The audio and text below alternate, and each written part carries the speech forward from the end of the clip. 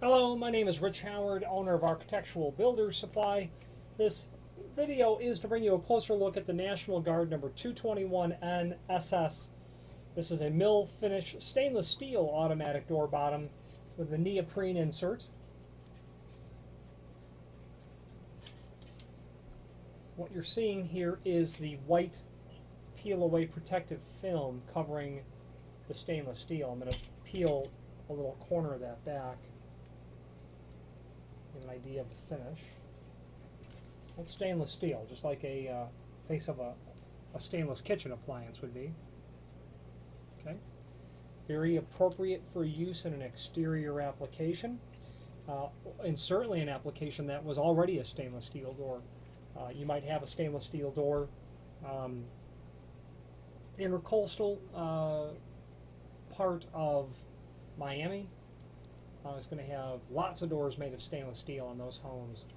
And it would be very appropriate to have a matching automatic door bottom for that sort of climate, and the fact that it would be a stainless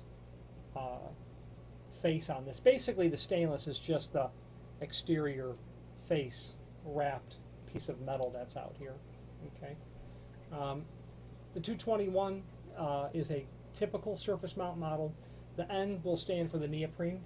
That's your seal material that's there. It's a foam type neoprene. The SS means stainless steel.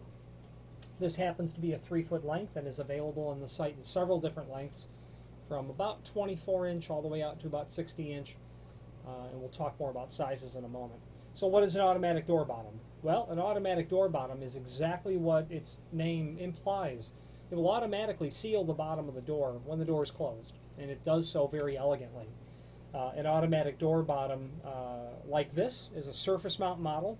This is intended to be attached right to the face of the door at the bottom. There is a link below this video to the product brochure, which shows this and National Guard's sister products to it. You can see you've got the 221N, the neoprene. You can also get it with a S for silicone. Okay. You can also get it with a WH for a bristle type seal. You've got your SS model.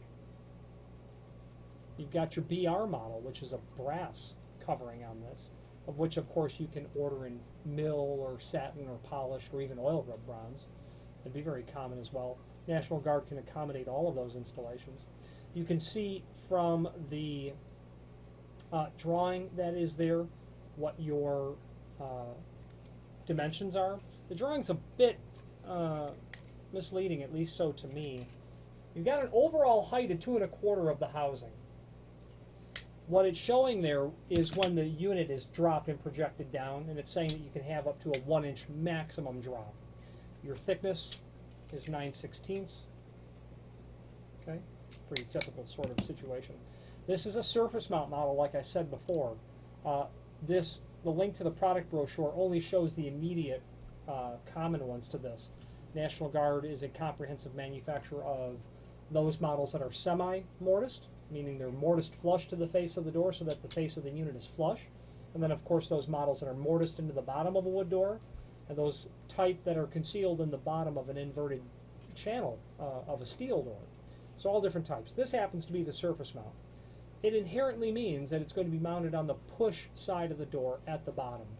You wouldn't install this on the pull side, it wouldn't work correctly. Speaking of working, let's go, we'll review the link to the installation instruction next, but the extended description shows that you've got a length, you've got a stainless face in a mill finish, a satin finish, not a mill finish, it's a satin finish. Black neoprene foam seal. Classifications for smoke and fire control, air filtration tested, are below, with a note there that says this should be used with a threshold for maximum chances of success. Nylon brush type, the WH type, would be recommended for an application where you had a very irregular floor or no threshold at all.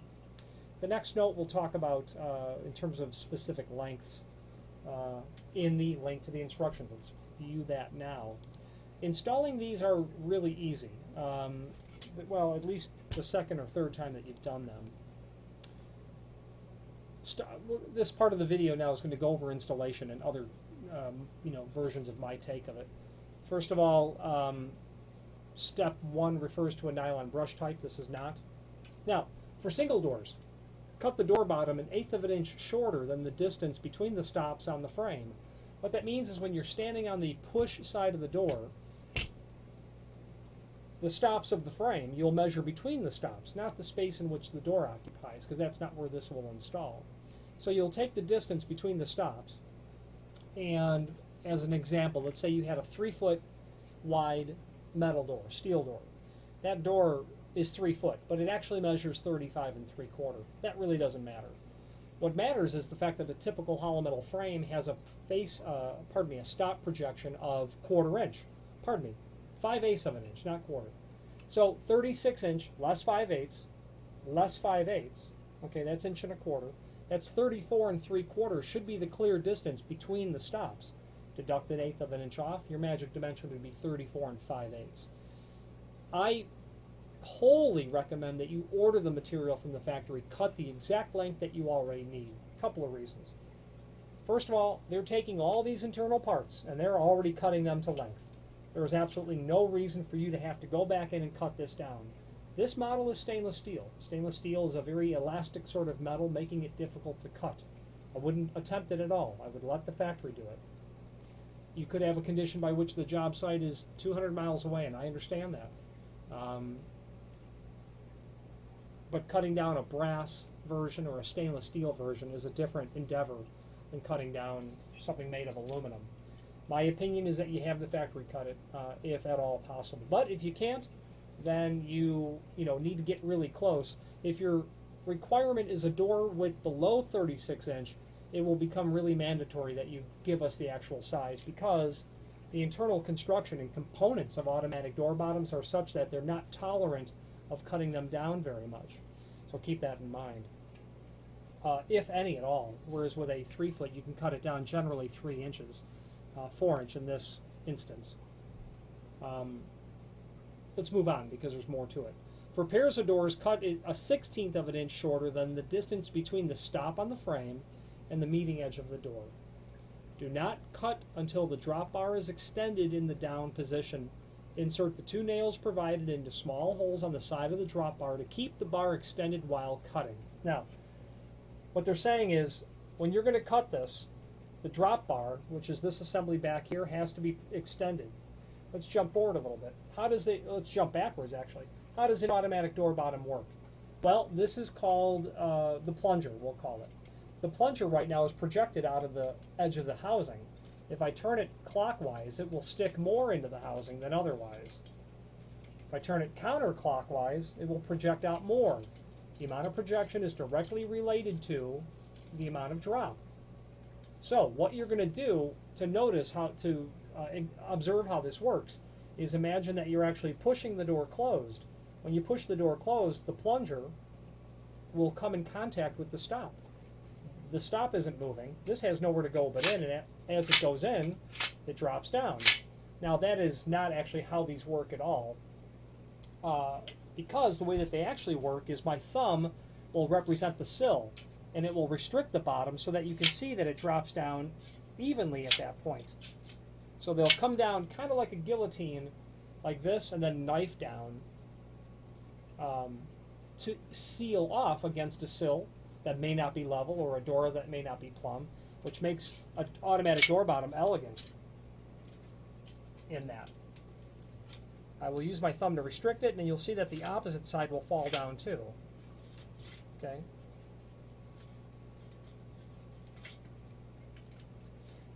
And that's how they work. The amount of projection directly related to the amount of drop. So what they're saying is about the cutting is you're going to want to extend the drawbar down. You can see right there at an inch away from the tip of my pinky finger is, well, I can hold it here. There's a hole right there. There's another one down here at the other end, and you can see it from back here. With the drop bar extended, and be very careful because that flat spring in there you don't want to dislodge or damage, you're going to insert the 2 little nails that are included in this package. And I'm not going to disrupt this packaging to show them to you, but they're just 2 tiny little nails. You can see one right there. And you're going to stick and hold them in there. and it'll keep the drop bar extended so that you can then proceed with cutting. Now, the reason the nails are in there is because when that seal when the drop bar moves, it doesn't drop straight down. It actually drops this way a little bit. So you want it to be cut to the proper size such that it's being activated. You wouldn't want to cut it when it's retracted, because then it would not work correctly, because it will be coming over too far and bind. So you'll cut it with the drop bar extended. Maximum cut door bottoms 36 inch and longer is 4 inch. Shorter than that cannot be field cut. Order the net length. We're going to skip part 3 because it refers to a nylon brush. Do not trim excess gasket from the adjusting rod end, as the bar is designed to shift slightly toward the lock edge when the door is activated. We're saying don't touch this at all. Just let it do its thing. If you needed to trim it later down the road, by all means, but not till you've observed it failing. With the door closed, position on push side of the door with adjusting rod towards the hinge edge. Align the bottom of the case with the bottom of the door and a 1/16 of an inch clearance at either end. Mark your holes here, here, and here for this 3-foot model. And obviously screws are included. Drill your pilot holes 9/64. Drill 9/64 of an inch pilot holes, or 5/64 in this case, because this is a 221 model. Install with the screws provided. Tighten the center screw first, and then tighten the others. You don't want to over tighten them, because you don't want to restrict its ability to drop down. If you're trying to tighten this too far down, it won't work really well. It doesn't need to be overly tight, just hand tight. Now, after you get it installed and before you test it, turn that clockwise in and get it just barely off the edge of the door, off the edge of the unit. Now begin to test it. Now remember, I said earlier that the projection of this is related to the amount of drop. So with this installed, you'll begin testing your door to check your drop. Okay. At this point, before you continue further, there's a little plate that's here that if you have a wood frame, you could attach that with the screw that's provided, and it's a scar plate. Every time this makes contact with the jamb, you don't want a divot being created in the jamb itself. So if you have a wood frame, apply that little piece there, that little strike plate. Now, continue to test. Turn it counterclockwise to get it to draw out, and your drop will increase. It's very important that the amount of drop only provides a seal. You don't want undue pressure on the drop bar, because you want this to begin to be retracted as soon as the door begins to open. If it's got too much pressure on the spring, as soon as you open the door, it won't be drawing this back. It'll just be, reducing tension or force on the spring, causing you to drag this through the opening as you're opening the door. Just seal. Now that actually makes this, contributes to why these are elegant, because all you're doing with this neoprene is just pushing down a little bit on the floor. You're not sliding it across the floor. You might have a polished, marble floor situation. You might have, gloss wood floors. Nothing is dragging. If you have a rug on the inside of the door, or maybe a shoe left there, you're not going to drag this over it and damage everything because it's retracted. You've got people walking in with microscopic pebbles on their shoes, going to get deposited on the floor, and then every time your sweep comes across and makes contact, you're scratching that all up. That's not what you want. Making automatic door bottoms elegant. So get your drop perfectly suited so that it's only making contact. Step 9 was on the wood frames that we had discussed earlier, about the strike. Now, you can rehand these in the field. It involves disassembling this. This video is not going to cover that. There's a requirement, but however, if you have need for direction on that, please feel free to reach out to us. But it basically involves disassembling it and flipping your parts over, which you can do in the field per the instructions. There's an attribute that is required that you select at the time of order, telling us the hand. This is a right hand model, is what this is. Okay, so the door swings this way. It has to be handed because this is not a symmetrical housing, and that plunger is only going to be sticking out on the hinge side of the door. So order the proper hand, and your opportunity for damaging it goes away, unintentionally damaging it. There's parts in there that you can't lose, although it's really not a big deal to rehand it. I wouldn't take the chance, especially if you're setting up a job and need to get people working. That covers the primary points of the installation. I'm a big fan of automatic door bottoms because they're known to last for decades of use. They are, like I said, elegant because they just provide a seal and they allow you to not get involved in premature wearing out. Because it's neoprene, it's going to be very durable. If I've had one complaint, it would be this. When it snaps back up, you can hear that. And while I discount it as a reason not to use these, it was many years ago brought to my attention, so that's why I mention it.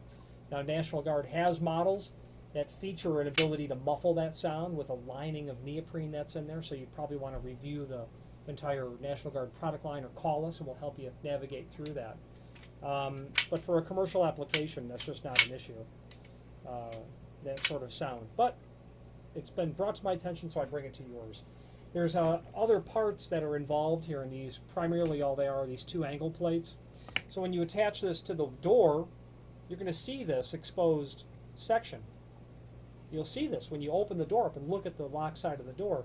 Those angle plates will allow you to attach it to the face of the door and then clean off this finish here. So you'll want to obviously trim that down a little bit, and there's one for either side. Obviously, one plate is going to have a preparation in it for the plunger. That's normal. And the only other screws that are in here are no other screws. Screws to hold your body on, the two nails for here, the screws to hold the angle plates on, and the little strike plate and the screw for that. I wouldn't hesitate to recommend people use National Guard, as their name is synonymous with commercial weather stripping. They have fantastic customer service, even better technical support, even better shipping times. They have a minimum order policy, or at least at the time of this video, which sometimes we need to navigate around to keep the lead time down.